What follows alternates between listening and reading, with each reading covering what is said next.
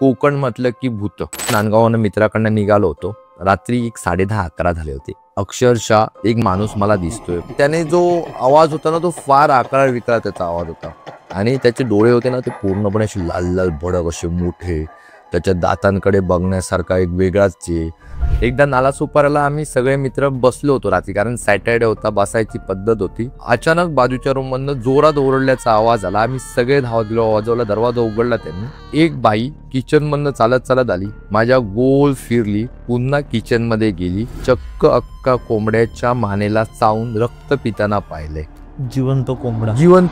या कथा मनोरंजनासाठी आहे. काही लोकांचे अनुभव व काही पूर्णपणे काल्पनिक असू शकतात, त्यामुळे कृपया यांना मनोरंजन म्हणून घ्या. या कथा आपल्या संस्कृतीचा एक भाग आहे, अगदी लहानपणी आजी आजोबांनी सांगितलेल्या गुड गोष्टींसारख्या. आमचा हेतू कोणत्याही प्रकारची अंधश्रद्धा किंवा भीती निर्माण करणे नाही.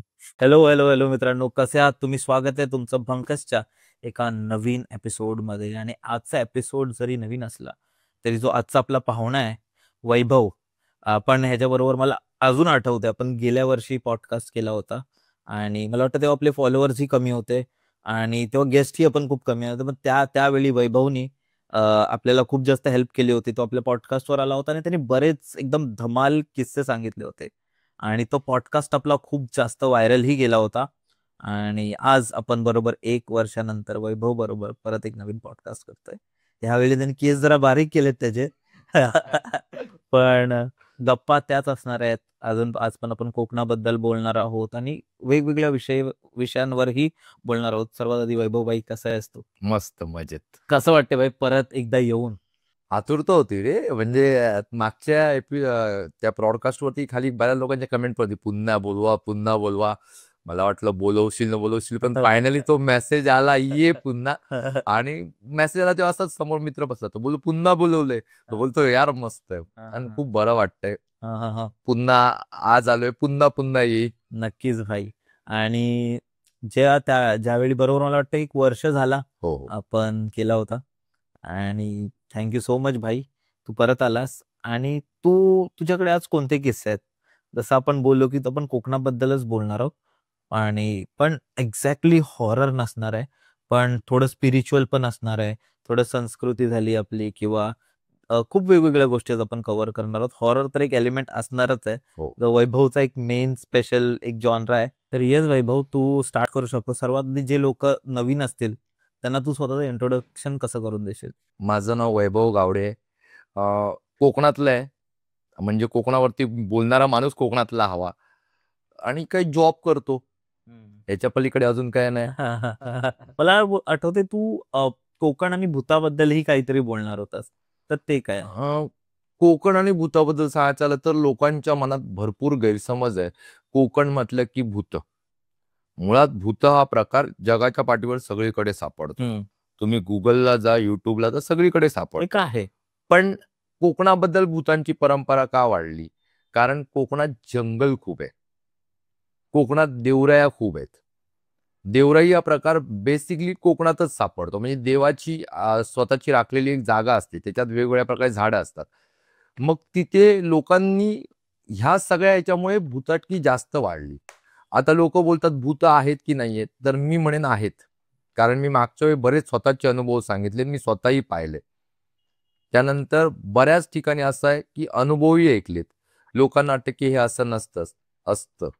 वेळ काय आहे, प्रत्येकाला भूत दिसतं असं नाही. त्याच्यासाठी गण असतात. मनुष्य गणाच्या माणसाला भूत जास्त दिसतं, राक्षसी गणाच्या माणसाला भूत दिसतात, पण देवगणाच्या माणसाला भूत दिसत नाही. त्याच्यामध्ये पण तुमची नक्षत्र, तुमची रास, ह्याच्याप्रमाणे सगळ्या गोष्टी होतात आणि भूत दिसतात. जिथे देव आहे, जिथे दानव आहे, तिथे भूतही आहेत. कोकणातली भूताटकी म्हणजे वेगवेगळ्या प्रकारची भूत म्हणतात, ती नक्की काय असतात, ती कशी मिळवतात लोक आणि असतात की नसतात. कारण मागच्या वेळीच्या ब्रॉडकास्टच्या खाली कमेंट वाचत होतो मी, म्हणजे प्रत्येक कमेंट वाचली नाही, पण काही कमेंट्स वाचलेत की हे असं नाहीच आहे. आता कणकोलीचाच किस्सा, त्याच्यावरती एका बाईने जिच्या घरातला तो किस्सा आहे, तिने कमेंट केली होती की हे माझ्या फॅमिली सोबत घडलंय, हे असं आहे. बऱ्याच लोकांनी त्याच्यावरती पॉझिटिव्ह रिस्पॉन्स दाखवला की यस, हे आहे, असं इथे असं होतं, तर ह्या गोष्टीचा आम्हालाही अनुभव आहेत. बघ कसं आहे माहितीये, प्रत्येकाचा वेळ असतो, काळ असतो, वेळ काळानुसार घडणाऱ्या गोष्टी असतात. वेळ असली तर होतं, नसेल वेळ तर नाही होत. आता मी तुला सांगायचं झालं तर मी मागच्या वेळी जसं म्हणालो की मी भूत बघितलं, ह्याच्यावरती लोक बोललीत की कुठे बघितलं, काय बघितलं, कमेंट्स होत्या. तर ती वेळ माझी होती. ज्यावेळी माझ्या समोर आलं त्यावेळी माझे काय झाले होते मला माहिती होतं. हा. त्याच्यानंतरही लोकांचं असं की नक्की असं नसतं रे, काहीतरी वेगळंच बघितलं असतं. असं असतं. चकवा हा प्रकार आहे, लक्षात घे. आपण ना आता एक भूतांच्या प्रकारांकडे किंवा देवचारांच्या प्रकाराकडे येऊया. देवचारांबद्दल बोलू आपण. हा, देवचार रात्री 12 नंतर गावात फिरायला चालू करतो.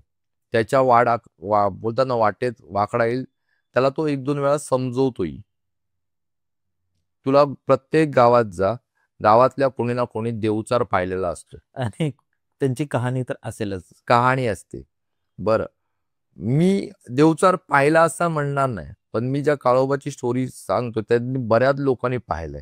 म्हणजे लोकांना असं झालंय की कधीतरी एकटा पडलाय, आता मी कोणाला साथ देऊ, तर आवाज दिल्यानंतर समोरून आवाज आलाय, ये मी असं आहे.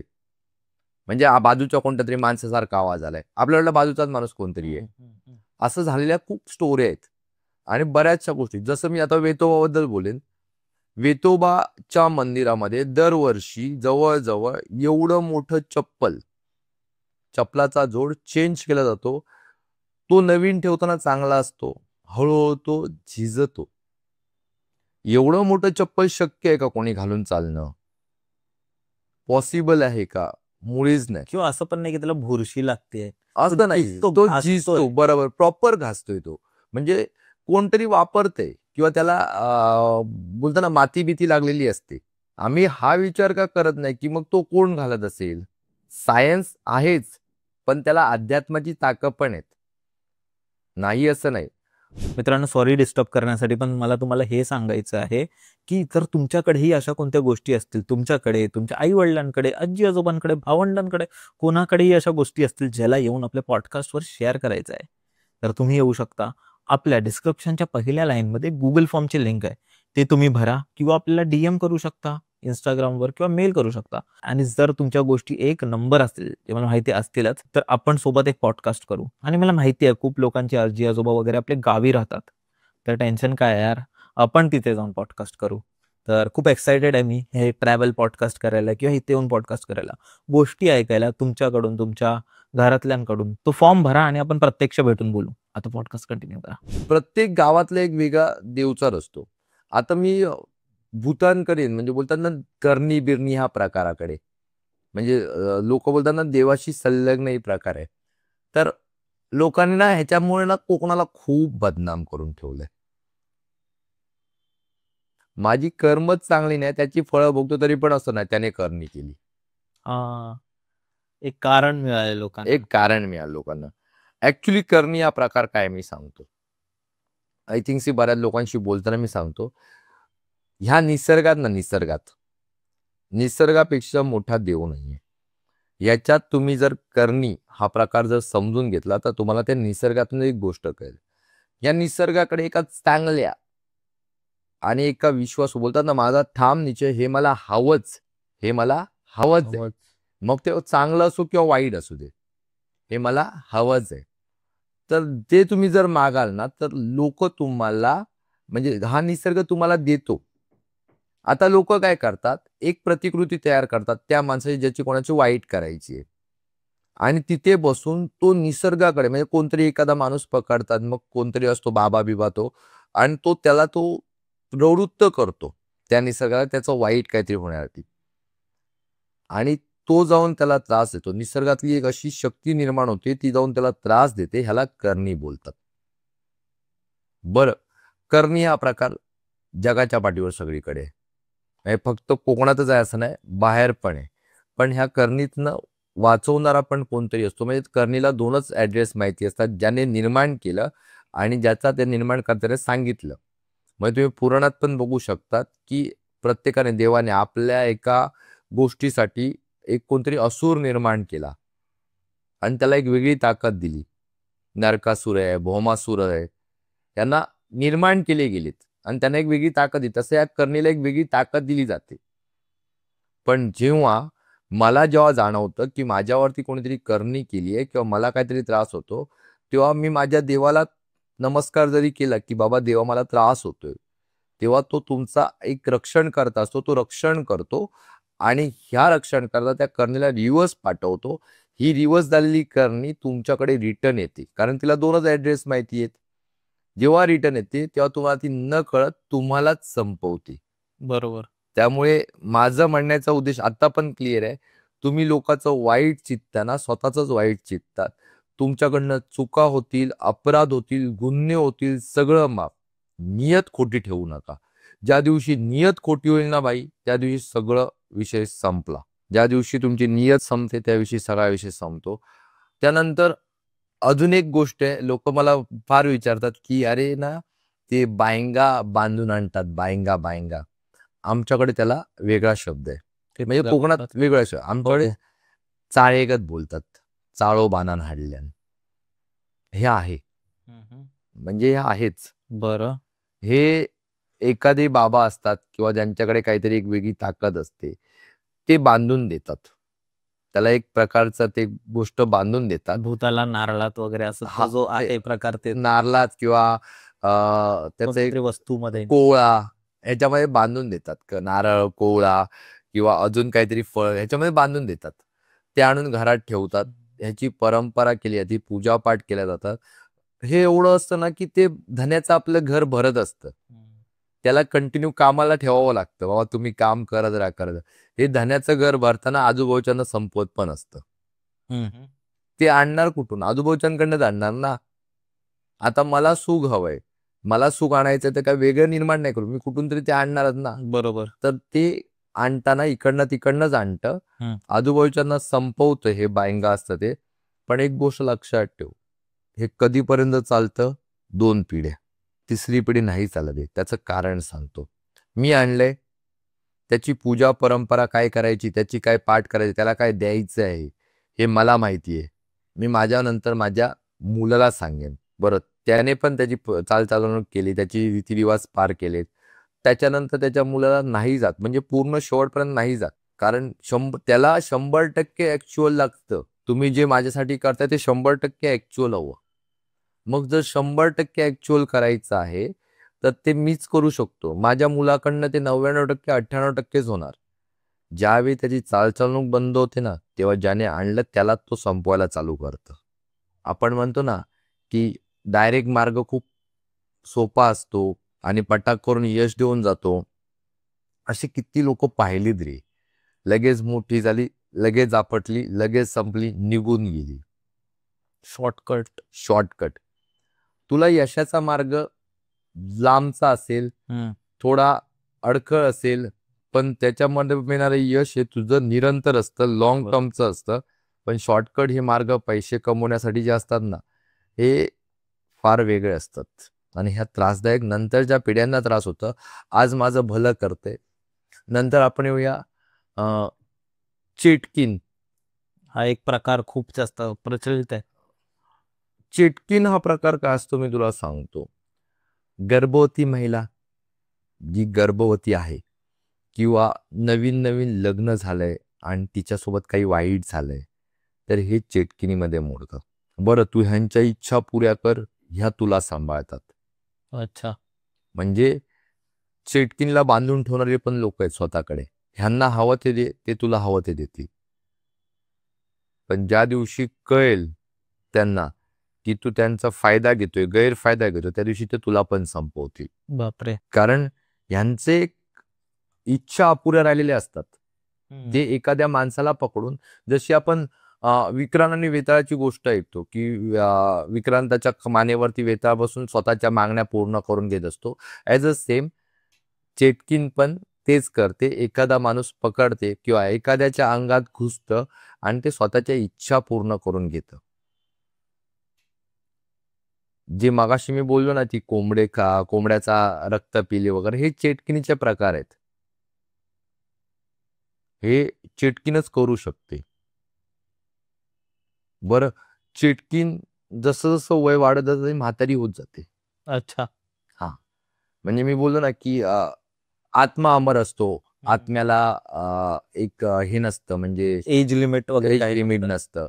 तर माणूस जेव्हा काळाच्या अगोदर मरते, जेव्हा गर्भवती बाई तिच्या बाळंतपणात मरते किंवा एखाद्या नवीन नवविवाहित महिलेवरती काहीतरी होतं, ही लोक बनतात आणि ते काळाच्या अगोदर मरण असं त्यांचं, म्हणजे त्यांना कोणतरी मारून टाकलं किंवा त्यांचं, तर ही लोक नंतर स्वतःच्या इच्छा पूर्ण करण्यासाठी आत्मा त्यांचा फिरत असतो आणि काळानुसार तो आत्मा म्हातारा म्हातारा होत जातो आणि एका त्यांच्या पर्टिक्युलर काळात ज्यांच्या खऱ्या आयुष्यातलं जे मरण असतं त्यावेळी त्या आत्म्याला मोक्ष मिळतो. म्हणजे चेटकीन त्याविषयी संपते. कोण जर म्हणत असेल ना 100 वर्षापासून ती चेटकीन आहे, तर ते मान्यच नाही. आणि ते पण आहे ना, तू बोलला चेटकीन ही खूप खतरनाक असते, कारण ती एका प्रेग्नेंट बाईची आत्मा असते. हा, कारण ती विचार करते तशा अवस्थेत तिचं निधन झालंय, तर ती काय तडपली असेल त्यावेळी, किंवा किती दुःख झालं असेल तिला. तिचं दुःख तीच सांगू शकते आणि त्याच्यानंतर तिच्या त्या इच्छा असतात, माझ्या बाळाला सांभाळणं, माझ्या बाळाबद्दल. आणि त्याच्यामुळेच ती मला वाटतं पॉवरफुल पण एवढी असते. खूप पॉवरफुल असते ती एखाद्याला तिने वशमध्ये करायचं म्हटलं तर ती पॉवरफुल वशमध्ये करते.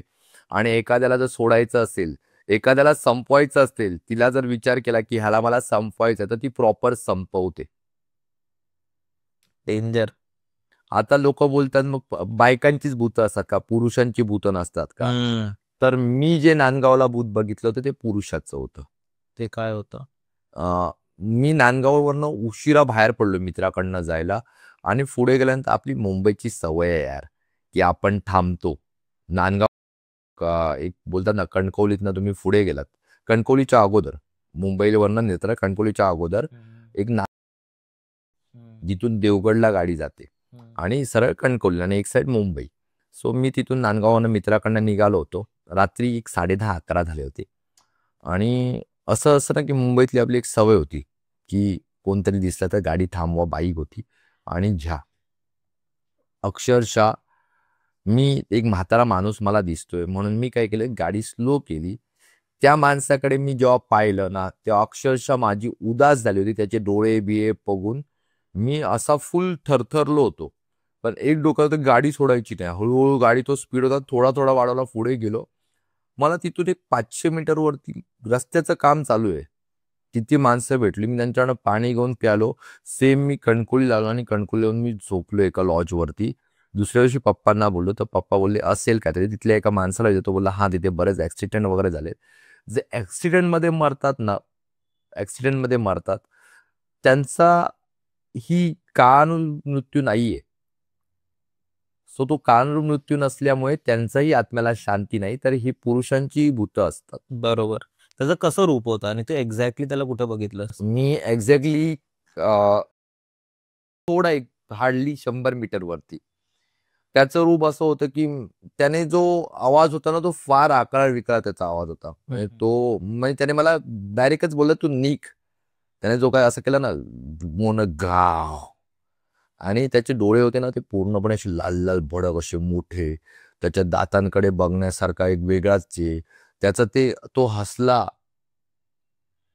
ते वेगळं, त्याचे केस, म्हणजे तिथे जवळ जाईपर्यंत आपल्याला एक नॉर्मल माणूसच दिसतोय. पण त्याला जेव्हा मी कव्हर करून त्याच्याकडे गाडी थांबवण्याच्या याच्यात बघायला एवढ्या अंतरावरती, तेव्हा मला तो जाणवला. मग मी तिथून निघालो. जास्त बोलताना अतिशहाणेगिरी नाही करू शकत त्या ठिकाणी. असे पुरुषांची पण भूतं असतात. पण एकंदरीत मी तुला सांगू ना, भूतांची असू दे, देवचार असू दे, देव असू दे, कोणीही असू दे, हे चांगल्या माणसाला त्रास नाही देत. मी तुला बोलल्याप्रमाणे ज्याची नियत खराब आहे, जो लोकांबद्दल किंवा बाकीच्यांबद्दल वाईट विचार करतो, जो बाकीच्यांचा वाईट विचार करून वाईट करायचा प्रयत्न करतो, त्यांचंच वाईट होतं, त्यांचंच हे वाट लावतात.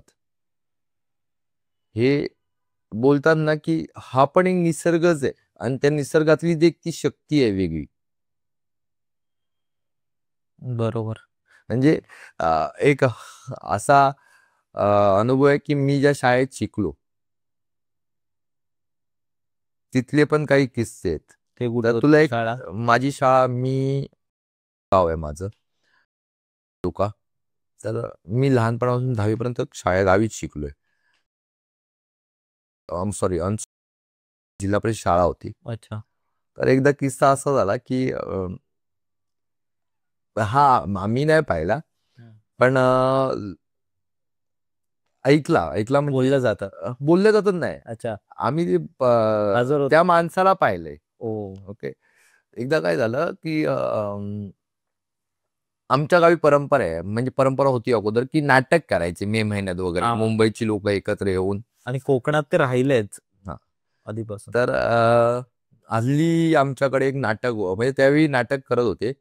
मी तेव्हा 6वीला किंवा 7वीला असेल, आणि मला अजूनही आठवतं की रायगडचा किंवा पन्हाळ असं काही नाटकाचं नाव होतं. ऐतिहासिक नाटक होतं. नाटकाचा सगळा सेट वगैरे लागला होता, आणि नाटक म्हटल्यानंतर पंचकृषीतनं गावातनं लोक यायची बघायला नाटक. आणि अचानक भयानक मध्ये त्या दिवशी नाटकाचा सगळा सेट बीट लागला, लोक बिक बघायला आली, आणि धो पाऊस सुरू झाला. पाऊस सुरू झाल्यानंतर लोक आपापली घरी गेली, आणि चुकून एक माणूस जो दुसऱ्या गावातला होता तो थांबला तिथे. मी गावी जाऊ नाही शकत, तर झोपूया, झोपला तो. चक्क सांगतो मी, हार्डली रात्री 12-1 वाजता, आजूबाजूला घर आहेत, म्हणजे हार्डली 100-200 मीटरवरती घर आहे. बरोबर. तो माणूस रात्रीचा ओरडत आला, माका मारल्यान, माका नुसता सोडी न होता. तर सगळेजण ती कोण ओरडत आला म्हणून उठला. त्याला विचारलं काय आलं. बोलतो अक्षरशः एक बाई जिने सफेद कलरची साडी नेसली होती, ती लिटरली त्याला मारत होती लाकडाच्या दांड्याने. बापरे. आणि तिला तिथून तो वाचून निघाला, पळाला होता. म्हणजे लोक बोलतात ना की अरे कुठे काय भूत आहे, त्याने अशा ठिकाणी जाऊन बाबा राहावं एक रात्र. ज्यांना अनुभव आलाय ते तुम्हाला सांगतील बरं, हा. की तुम्ही स्वतःहून अनुभव अनुभव या. बोलतात ना, बाप आपल्याकडे एक म्हण आहे, बाप दाखवण्याचं श्राद्ध घाल. बाई जा, एकदा तिथे राहा, अनुभव घे, आल्यानंतर सांग. रात्रीचं जंगलातनं ट्रॅव्हल केलंस? मी नाही केलंय कधी. मी चालत केलंय बाप. एकटा. कोरोनाच्या काळात ना बाई काहीच काम नव्हतं हातात, EMI भरायचे आहेत, काही काम नाहीये.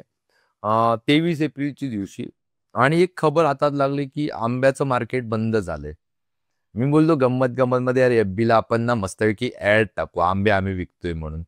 आणि आम्हाला ऑर्डर भेटायला चालू केलेत. आणि हार्डली ना थोड्या दिवसांनी काय ती गाड्या भरताना ना, आम्हाला अनुभवच नाही ना भाई, गाड्या भरताना रात्री 1:30 2-2 वाजायला लागलेत. त्या दिवशी माझा भाऊ सक्का छोटा आणि माझा एक चुलत भाऊ, तर दोघं बोलले दादा आम्ही कोल्हापूरपर्यंत जातो गाडीला, आणि दुसऱ्या गाडीसोबत आम्ही रिटर्न येतो.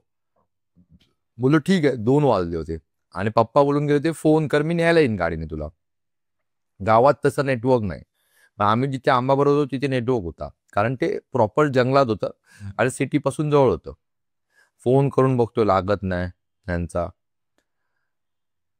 साधारणपणे चांदणं होतं भाई. मी फक्त एक ना जैन मंदिर आहे तिथे एक आवाज दिला, देवा घराकडे जाते आहे, घरापर्यंत नेऊची सुखरूप जबाबदारी तुझी. आणि हातात एक दांडा घेतला, का तर वाघ बीक आला तर, प्राणी वगैरे. प्राणी. मी तिथून ना साधारण 1-1.5 किलोमीटर चालत, पूर्ण जंगल आहे बाई, अजिबात कुठेही घर नाहीये. एकच घर आहे, ते पण पूर्ण बंद असतं.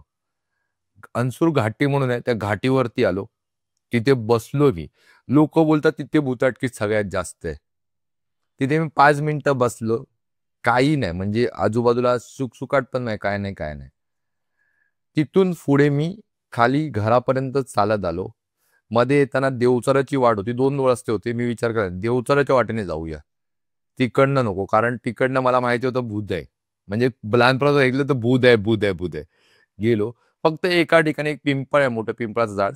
तिथे पुढे गेल्यानंतर ना मला कोणीतरी मागून शुकशुक केल्यासारखं वाटलं, म्हणजे आवाज आला शुकशुक, आणि ते थोडं मोठं होत गेलं. पण मला एक माहिती होतं मागे फिरून नाही बघायचंय आणि त्याच्या एरियाच्या बाहेर जायचंय. मी जरा फास्ट पाऊल घ्यायचं, जसं फास्ट केला तसा जरा जवळ आल्याला पाठत होता आवाज. मी फास्ट करून निघून गेलो, घरी गेलो, काय नाही. फक्त त्या देवाच्या आणि त्या आमच्या देवचाऱ्याच्या जीवावरती तिथपर्यंत चालत यायची हिंमत केली.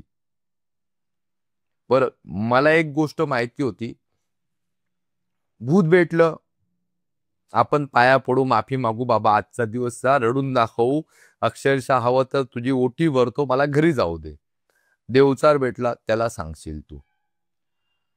काय अजून भेटेल, कोण चोरबीर भेटतील तर जास्तीत जास्त काय मोबाईल काढून घेतील, हातातलं काय काढून घेतील आणि निघून जातील.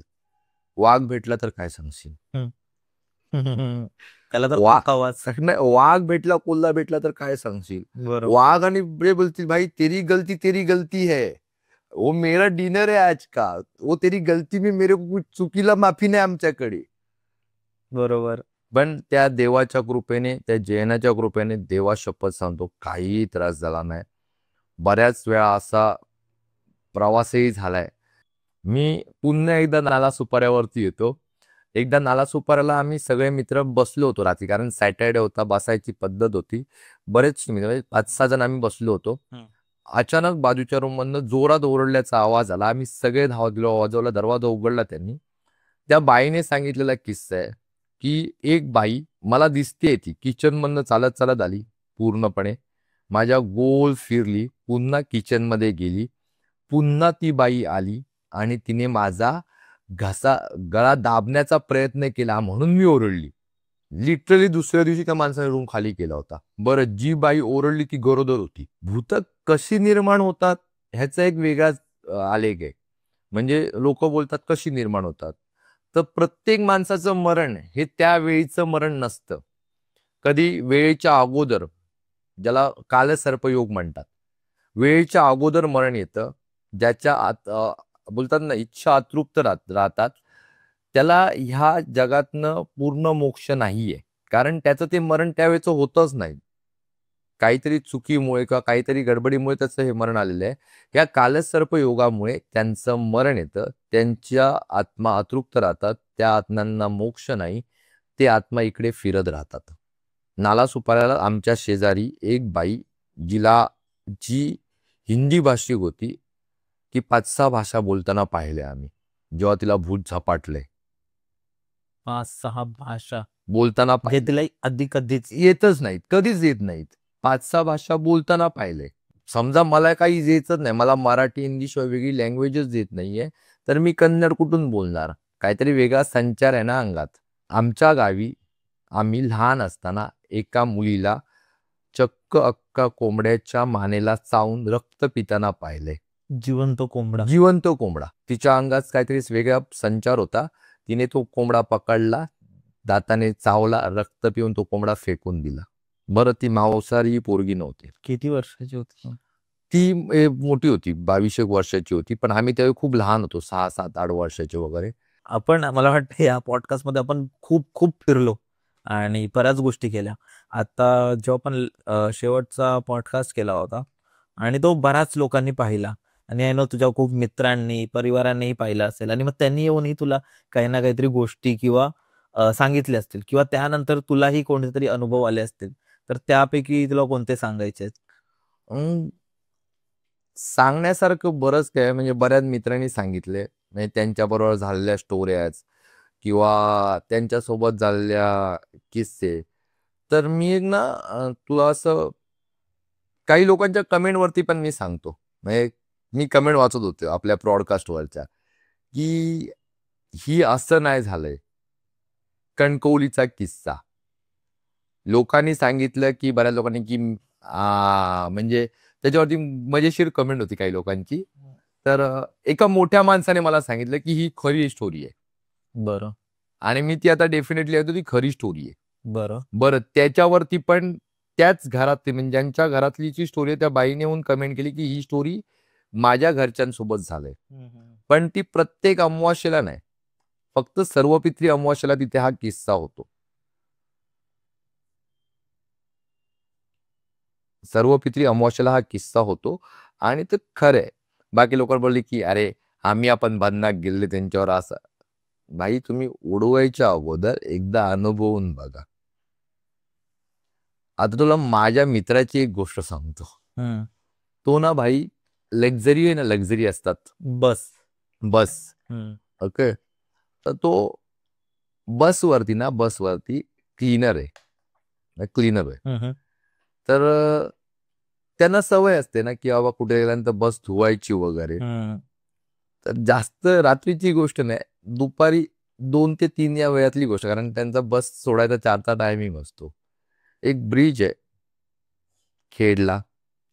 तर त्या ब्रिजच्या तो पुढे जाऊन त्याने तो पाणी घेऊन बस धुण्यासाठी गेला होता. त्याला अक्षरशः बाळ रडण्याचा आवाज आला. बाळ रडण्याचा आवाज आला म्हणून त्याने काय केलं की थांबला तिथे. तर आवाज बंद झाला होता. पुन्हा बाळ उचलला, आला पाणी घेऊन आणि पुन्हा ते पाणी संपल्यावर पुन्हा आणायला गेला. तर एक बाई बाळाला दूध पाजत होती तिथे बसून रस्ते ब्रिजवर, ब्रिजच्या खाली, म्हणजे खालच्या ब्रिजच्या बाजूला. खाली. हा हा हा हा हा. तो विचार करतो, ह्या बाईला मी आत्ता नाही बघितलं पण बाहेर रडण्याचा आवाज आला असेल. त्याने तिकडे नजरअंदाज केला आणि पुन्हा पाणी घेऊन तो वर आला. तिसऱ्या वेळी गेला ना तो, तेव्हा ती बाई अक्षरशः पाण्याच्या कडेवरती बसून पाहत. तेव्हा ह्याला भीती वाटली की बाळाला फेकेल विकेल म्हणून त्याने विचारायला गेला. म्हणजे तिने लांबूनच आवाज दिला, ओ ताई, इथे कुठे बसलाय? ही काय बसण्याची सारखी जागा आहे? तर तिने फक्त चेहरा मागे केला आणि बोलली, तू तुझं काम कर. याची चड्डी ओली होती. चेहरा मागे करून ती ज्या आवाजात बोलली, तुझं काम कर, आणि त्या चेहरा बघून तो बोलला, 3 दिवस तापाने फक्त फणफणत होतो.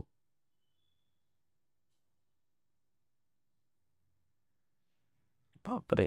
तापाने फणफणत होतो. त्याच्यानंतर माझ्या भावाच्या सासऱ्यांना ही स्टोरी बघितल्यानंतर त्यांनी मला फोन आला होता रात्री 12-12:30 वाजता बघत होते आपलं ब्रॉडकास्ट. आणि त्याने स्टोरी बघितल्यानंतर फोन आला होता मला की अरे वैभव, असं असं माझ्याबरोबर झालंय. त्यांना शिकारीचं वेड आहे. बरं.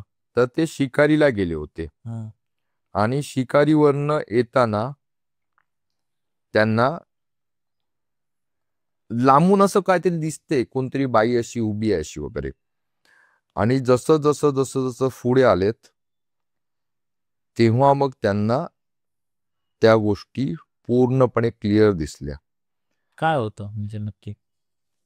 चिटकीन प्रकार होती, म्हणजे पूर्णपणे भूत होतं. आणि ते जसं जसं पुढे गेलेत ना, त्यांनी फोटो काढलेत. आय थिंक माझ्याकडे आहेत ते फोटो, म्हणजे त्यांनी माझ्याशी शेअर केले होते. बरं, गाडी चालवणाऱ्याची हालत लय बेकार होती. मग हे त्यांनीच काढले होते आणि त्याच्यानंतर त्यांनी व्हायरल केले होते. बापरे. आपण ह्यांच्याबद्दलही बोलतो, राखणदारांबद्दल. तर ते कोणत्या कोणत्या प्रकारचे असतात? राखणदार हे वेगळे प्रकार नाहीत. मी बोललो ना, देवचार, देवगड हेच राखणदार. जशी मी तुला मगाशी नावं सांगितली, वेतोबा आहे, काळोबा आहे, रवळनाथ आहे, भूतनाथ आहे, रामेश्वर आहे, त्याच्यानंतर घोडेमुग आहे, कुणकेश्वर आहे. हे सगळे हे. कुणकेश्वराबद्दलची एक स्टोरी सांगतो तुला. कुणकेश्वर मंदिराची स्थापना कशी झाली. बरं. कुणकेश्वर मंदिराची स्थापना एक मुसलमान व्यापारी होता, जो व्यापार करण्यासाठी होडीचा मार्गाने हे करायचा. एकदा त्याला वादळात ना त्याची नाव पूर्ण भरकटली आणि तो मालवाहतूक होडी होती. बरं, पूर्ण. तर त्याने ना तिथे नवस, म्हणजे बोलतात ना, भरकटली तेव्हा की काहीतरी मार्ग दाखव देवा, मला काहीतरी मार्ग दाखव ज्याने मला किनारा दिसू दे, मला किनाऱ्यापर्यंत पोहोचू दे.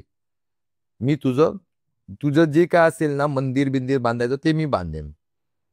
म्हणून असा नुसता तो बोलला आणि त्याला खूप दूरवरनं एक दिवा, जळता दिवा दिसायला लागला. त्याला कळलं इकडे काहीतरी आहे. तो त्या मार्गाने गेला. तिथे पाहिलं तर ते एक छोटीशी लिंग होतं. नंतर त्याने तिथे ते कुणकेश्वर मंदिर बांधले. एका मुसलमान व्यापाऱ्याने बांधलेलं मंदिर आहे ते. त्याला मार्ग दाखवला. मार्ग दाखवला. असं बऱ्याच लोकांच्या बाबतीत आहे भाई. आमच्याकडे ना जैतीर हा प्रकार आहे ना, जैतीर हे देवस्थान आहे ना, ह्याची एक आख्यायिका आहे. बरं. की एका मुलीला, म्हणजे मुलीचं लग्न झालं होतं, त्या मुलीला आणण्यासाठी, म्हणजे तिला घेऊन येण्यासाठी जेव्हा गेला माणूस गेला, तर त्याला येताना मधल्या दरोडेखोरांनी, म्हणजे बोलतात ना की बाप गेला आणि त्याच्यासोबत बापासोबत एक दांडेकरी बोलतो आम्ही, दांडेकऱ्याला तो घेऊन गेला. ओके. तर दांडेकऱ्याला घेऊन गेल्यामुळे तिथे येताना रस्त्यात त्या बापाचा त्या दरोडेखोरांनी खून केला आणि हा माणूस त्याची सगळं वस्तू घेऊन धावत पळत आला. तर ज्याचं धड तिकडे राहिलं, नंतर मुंडकं असतं ते तुळशीला आलं, तर तो जयतीर आणि तिकडे त्याची म्हणजे त्याच दिवस सेम दिवस तिकडे त्या धडाला वाले घालतात. वाले म्हणजे मोठे दोरखंड आणि त्याला अडवायचा असा प्रयत्न करतात.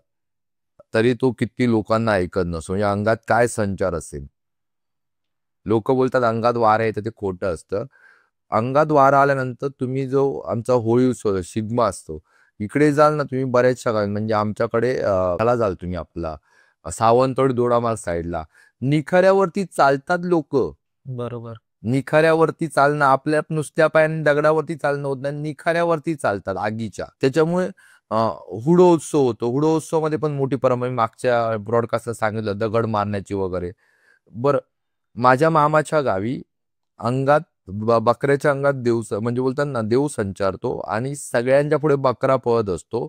एक दिरब्याचं देवस्थान आहे, तिथे तो बकरा गोल फिरतो, 5 राऊंड मारतो आणि तो येऊन एक ठेवलेला असतो ना खड्डा, त्या खड्ड्यात मुंड आपली मान ठेवतो. जे विचार कर की आपल्या माणसांनाच नाही तर ते प्राण्यांना पण जाणवतं. तू विचार कर, भूतबीत हा प्रकार आपल्यापेक्षा कुत्र्या बित्र्यांना जास्त दिसतो. म्हणजे कुत्रा तुला ना एखाद्या वेळेस पुढे धोका असेल ना तर तो तुला जायलाच देणार नाही. बरोबर. त्यांना ते एनर्जी आधीच समजून येते. त्यांना ती समजते की काहीतरी तिथे आहे, तो जायलाच देणार नाही. बरोबर. त्यामुळे आम्ही बऱ्याचशा तुला कोकणातल्या काही ठिकाणी असं असेल ना नवस बोलले जातात आणि ते नवस पूर्ण होतात. मी म्हणेन चल देवाचं नाही, पण तुम्ही जिथे जाऊन ज्या मनाने आतल्या श्रद्धेने जे काही नवस मागणं करता, मग त्याला पण आहे, त्याला आहे किंवा त्या निसर्गाला आहे, ते देणं आहे. बाबा हा आलाय माझ्या पायाकडे, एका श्रद्धेने मागतोय, मग ते देणं भागच आहे. आता 100तल्या 4 लोकांची 10 लोकांची श्रद्धा नाही होत पूर्ण. प्रत्येकाच्या हातात सगळं नसतं ना, प्रत्येकाला प्रत्येक मिळतं असं नसतं ना. आणि ज्यांनी श्रद्धा ती नवस मागितलंय त्याचं तेवढं तो काम पण ही करतो ना, की म्हणजे हो हो तो प्रती तेवढी श्रद्धा ठेवतो आणि देव त्याला जुळवून आणतो. विषयच नाहीये. जसं मगाशी तू बोललंस की सायन्सच्या मागे पण एक बोलतात ना मागची बाजू पण आहे, ती मागची बाजू ती आहे. बरोबर. आणि ही पताक्यांची जत्रा म्हणून पण फेमस आहे. पताक्यांची जत्रा. हा, तर ती आजही जत्रा होती, दशावतार नाटक होतं. तर तिथे त्या जत्रेला आजही लाईट वापरली जात नाही. जे कंदील असतात ना, दिव्यांचे कंदील, जे गॅस बत्ती, त्या गॅस बत्तीवरती आजही तिथे ती जत्रा पार पाडली जाते. तर तिथे गंमत अशी झाली, एकदा 2 गावातल्या देवांमध्ये वाद होते. तर ह्या मानसेश्वराने काय ठरवलं, येणाऱ्या प्रत्येक देवाने माझ्या तंगड्या खालून जायचं. बरं. तर एक बोलला मी नाही जाणार, तर तू मला जाताना येताना भेट वस्तू द्यायची. काय दे, तर 8 पायाचा वारू पाहिजे. मोदया असतो, मोदयाला जात होते देव. 8 पाय मोदया म्हणजे सोमवती अमावास्या, देव आंघोळ करायला जातात समुद्राला. तर येताना त्याने 8 पायाचा वारू घेऊन आला आणि त्याने विचारलं 8 पायाचं माझं भेट काय आणलीयस उभा राहून, तर आणली ना. तर तो बोलला, त्याने हातात ठेवला आणि देव जो पळत सुटला, तो देव आजही त्या मार्गाने जात नाही. त्याने खेकडा हातात दिला होता, तो खेकडा आजही तिथे आहे आणि तो एवढा मोठा झालाय. पण ज्याच्याकडे बोलतात ना, ज्याचं वेळ चांगली असेल त्याच्याच नजरेस तो खेकडा पडतो. आजही त्याचं एवढं तिथे साम्राज्य आहे त्या देवाचं, की एक वेगळ्या लेवलचं साम्राज्य आहे. आजही लोक तिथे नवस वगैरे करतात, नवस फेडतात, पताके लावतात आणि ते पूर्ण पाण्यात आहे देवस्थान.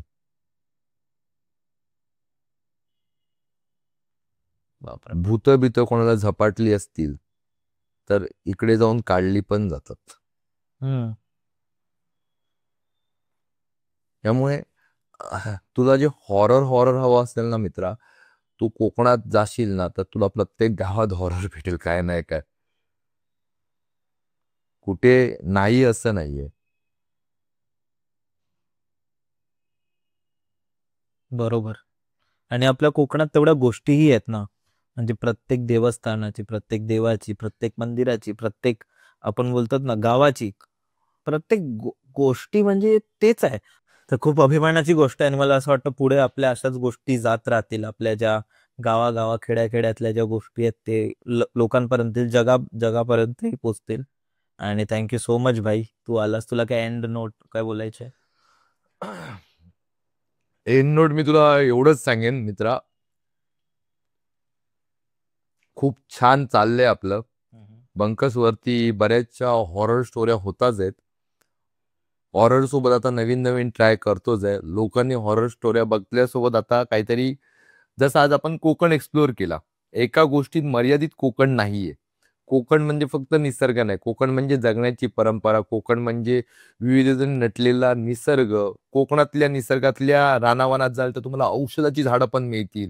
कारण आम्ही लहानपणापासून एखाद्या वेळी ताप आल्यानंतर डॉक्टरकडे जाण्यापेक्षा अडुसळाचा काढा प्यालो, पोटात बरं नाही तर किरायता प्यालो, किंवा एखादा आजार बाबा अंगबिंग दुखतं तर सातीवन सोडून का हे पाहिलं, हे कोकणातल्या याच्यात मिळतात. त्यामुळे कोकण आता एक्सप्लोअर करताना किंवा त्याच्यातल्या कलांबद्दल बोललो तर मी म्हणेल की बऱ्याचशा लोकांनी यावं कोकणात आणि कोकणातली ही परंपरा बघावी. पुढे गोव्या बिव्याकडे जाण्यापेक्षा, मालदीव पेक्षा आपलं कोकण बघावं. फार कमी बजेटमध्ये होईल आणि मला वाटतं असंच तू पूर्ण महाराष्ट्र आमचा एक्सप्लोअर करशील जसं आज कोकण झाला. खरंच बरं वाटलं कोकण एक्सप्लोअर करताना आणि मला स्वतःला अभिमान आहे, प्राऊड टू फील. म्हणजे मी कायम बोलतो की आमची पहिली भाषा मालवणीच. आम्ही आई शिकण्या अगोदर गाळीये शिकलो, कारण गाळीये ही एक मजा आहे त्याच्यातली. तू विचार कर ना की आम्ही गावी जाताना सहज एखाद्याला विचारते, त्याला राग नाहीत, पण तू मुंबईत किंवा बाहेर विचारून बघ, त्याला लगेच राग येईल. जेव्हा आम्ही मेलो, त्याला राग नाहीत, हे मेले ते काय सांग, राग नाहीत. हा गोडवा आहे. त्यामुळे कोकणातली माणसं साधी बोळी होती, आहेत, राहतील. माणसाला म्हणतात ना, माणसाला आपुलकेपणाची ओढ आहे तिकडे. यावं. जसा तू आज कोकण आपण दोघांनी मिळून एक्सप्लोअर केला तसाच हळूहळू महाराष्ट्र एक्सप्लोअर करशील हीच अपेक्षा आहे. लोकही भंकस ब्रॉडकास्ट आवडीने बघतील आणि पुन्हा एकदा जसा आज आलोय मागच्या वेळेस पुन्हा एकदा तुझ्याकडे येईन काहीतरी नवीन घेऊन. नक्की. तोपर्यंत आपण हाऊस भेटीगाठी होत राहतील. येस भाई, धन्यवाद. Thank you so much. मित्रांनो, जर तुम्ही आतापर्यंत पॉडकास्ट बघताय तर तुम्ही नक्कीच वैभवलाही फॉलो करू शकता. त्याच्या खाली सगळे डिस्क्रिप्शनमध्ये सोशल मीडिया हँडल्स असतील आणि जर तुमच्याकडेही अशा कोणत्या गोष्टी असतील तर डिस्क्रिप्शनच्या पहिल्या लाईनमध्ये गुगल फॉर्मची लिंक आहे, ती नक्की भरा. आणि जर तुमच्या गोष्टी इंटरेस्टिंग असतील तर आपण सोबत एक पॉडकास्ट करू. तुमच्या नाही तर तुमच्या आजी आजोबांच्या, आई वडिलांच्या, ज्यांच्याही आपण त्यांच्यावर पॉडकास्ट करू. स्पॉटिफायवरही ऐकू शकता तुम्ही आणि आपण भेटू परत एकदा अशाच एका एपिसोडमध्ये.